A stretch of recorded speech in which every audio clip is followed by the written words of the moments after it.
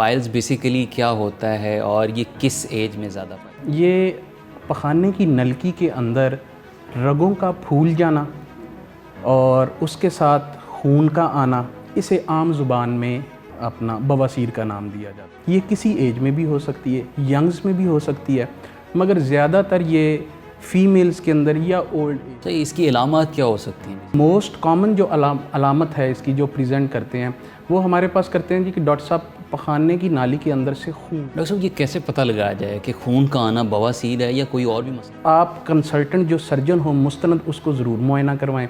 اس میں یہ ہے کہ وہ آپ کا سب سے پہلے انگلی سے معائنہ کرتا ہے اس جگہ کا، وہ محسوس کرتا ہے کہ یہ موقع یا یہ جو۔ السلام علیکم ناظرین، قاسم علی شاہ فاؤنڈیشن کے ہیلتھ سیگمنٹ میں میں ہوں آپ کا میزبان ڈاکٹر AR مہاڑا۔ ناظرین، ہم مختلف ٹاپکس پہ بات کرتے ہیں، اویئرنیس لے کے آتے ہیں، آپ بھی اپنے کوسچن جو ہے وہ ہم سے شیئر کر سکتے ہیں۔ آج ہم بات کرنے جا رہے ہیں پائلز ہیمریج، جن کو عام زبان میں موقع یا بواسیر کہتے ہیں۔ عام طور پر لوگ اس بیماری کے بارے میں بات کرنے سے ہچکچاہٹ کرتے ہیں، اس پہ بات نہیں کرتے۔ یہ بیماری کیا ہے اور کس ایج میں یہ پائی جاتی ہے، اس کی علامات کیا ہو سکتی ہیں، اس کی وجوہات کیا ہو سکتی ہیں، اس موضوع پہ بات کرنے کے لیے ہمارے ساتھ تشریف فرما ہیں ڈاکٹر ادریس گوندل، جو کہ ایک کنسلٹنٹ جنرل اور لیپروسکوپک سرجن ہیں۔ تو آئیے ویلکم کرتے ہیں ڈاکٹر ادریس صاحب، کیسے ہیں سر؟ الحمدللہ ٹھیک ٹھاک سر، آپ کیسے ہیں؟ الحمدللہ سر، بہت شکریہ کہ آج آپ تشریف لائے ہمارے پروگرام۔ آپ کا بھی بہت بہت شکریہ، آپ نے موقع دیا اور جنرل پاپولیشن کی اویئرنیس کے لیے آپ کے میں پروگرام کو بڑا ایڈمائر کرتا ہوں اور اس کے لیے آپ کی خدمات کا بہت بہت شکریہ۔ بہت شکریہ سر۔ جیسے کہ آج ہم بات کرنے جا رہے ہیں پائلز، تو پائلز بیسیکلی کیا ہوتا ہے اور یہ کس ایج میں زیادہ پائی جاتی ہے؟ اچھا، پائلز اسے دوسرے لفظوں میں ہیمرائڈز یا عام زبان میں اسے کہہ لیں بواسیر کہتے ہیں، ٹھیک ہے۔ تو اس کا بیسیکلی یہ ہوتا کیا ہے، یہ پخانے کی نلکی کے اندر رگوں کا پھول جانا اور اس کے ساتھ خون کا آنا، اسے عام زبان میں اپنا بواسیر کا نام دیا جاتا ہے۔ ایج اس کے ساتھ ڈیفینیٹیو کوئی ایج کا تعلق نہیں ہے، یہ کسی ایج میں بھی ہو سکتی ہے، ینگز میں بھی ہو سکتی ہے، مگر زیادہ تر یہ فیمیلز کے اندر یا اولڈ ایج میں زیادہ پائی جاتی ہے، دیکھی جاتی ہے جی۔ تو اس کی علامات کیا ہو سکتی ہیں بیسیکلی؟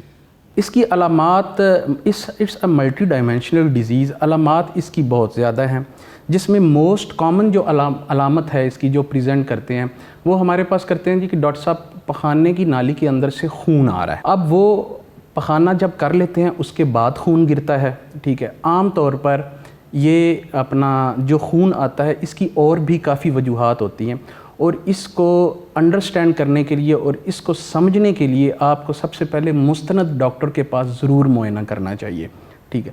تو بیسیکلی یہ جو خون آتا ہے یہ بواسیر کی وجہ سے ہو سکتا ہے۔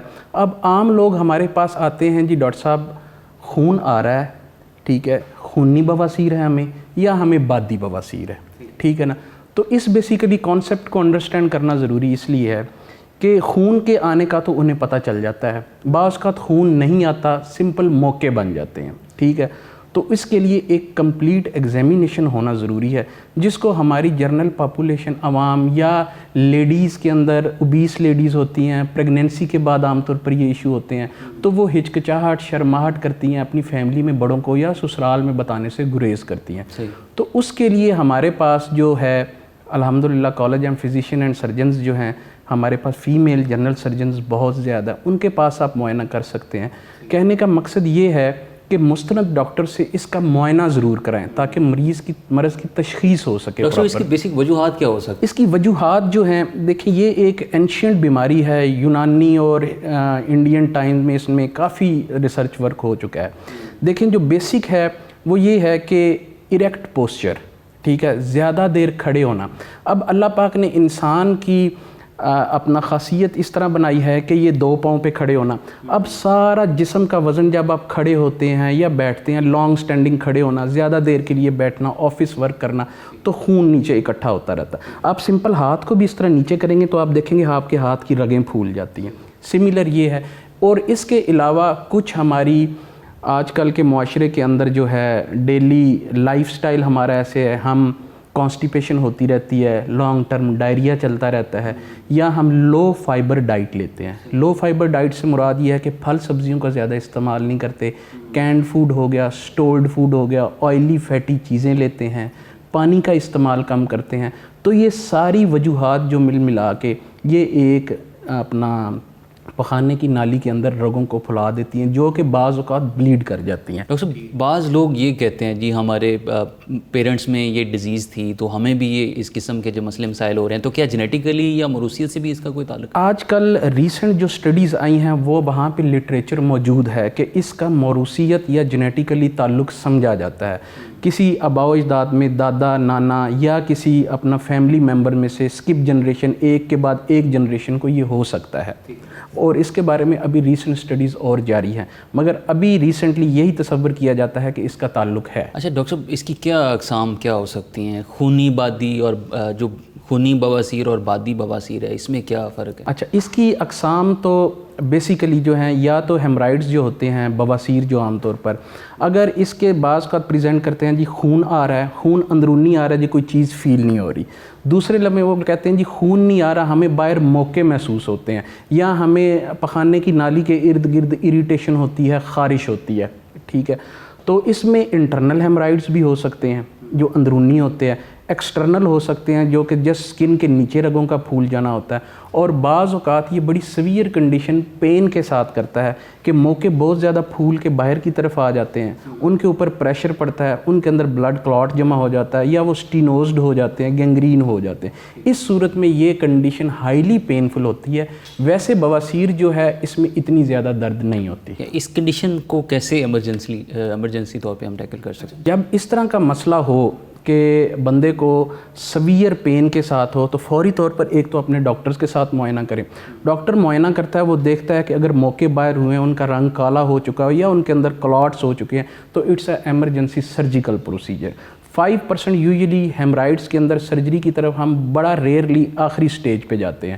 ہم پہلے اسے لائف سٹائل موڈیفیکیشن سے چینج کرنے کی کوشش کرتے ہیں, تو اس صورت میں اس کا حل صرف اور صرف سرجری ہوتا ہے. ڈاکٹر صاحب یہ کیسے پتہ لگایا جائے کہ خون کا آنا بواسیر ہے یا کوئی اور بھی مسئلہ؟ یہ آپ کا بہت امپورٹنٹ کویسچن اور بہت اچھا کویسچن ہے. عام طور پر لوگوں کو پتہ ہی نہیں چلتا کہ یہ خون آ کیوں رہا ہے, وہ سمجھتے یہی ہیں کہ بواسیر ہے. تو اس کے لیے آپ کنسلٹنٹ جو سرجن ہو مستند اس کو ضرور معائنہ کروائیں. اس میں یہ ہے کہ وہ آپ کا سب سے پہلے انگلی سے معائنہ کرتا ہے اس جگہ کا, وہ محسوس کرتا ہے کہ یہ موقع یا یہ جو سویلنگ آ رہی ہے یہ آ کہاں سے رہی ہے. ٹھیک ہے, اس کے اندر خون آ رہا ہے یا اس کے اندر کوئی لیس دار مادہ اور بھی آ رہا ہے. 5% یوزلی کیسز میں ہمارے پاس اس طرح آتا ہے کہ قبض کے ساتھ آ رہے ہوتے ہیں اور ساتھ خون آ رہا ہوتا ہے. تو 2-3 کنڈیشنز ہیں جس میں اپنا پخانے کی نلکی کا زخم ہو جاتا ہے, اس کے ساتھ خون آ سکتا ہے, یا کوئی ڈائسینٹری وغیرہ کوئی بلڈی ڈائریا ہو سکتا ہے, یا سم ٹائم جو ویری امپورٹنٹ چیز ہے وہ پخانے کی نالی کا کینسر ہو سکتا ہے, جو کہ باقاعدہ پروکٹوسکوپ ایک معائنہ ہوتا ہے, اس کے ذریعے ہم نے معائنہ کرنا ہوتا ہے اور پھر وہ بایوپسی پہ کنفرم کیا جاتا ہے. سر بہت شکریہ کہ آپ نے اپنے قیمتی آراء سے آگاہ کیا. جی ناظرین, آج کا شو اپنے اختتام کو پہنچا. اپنے میزبان ڈاکٹر اے آر ماڈا کو اجازت دیجیے. اللہ نگہبان.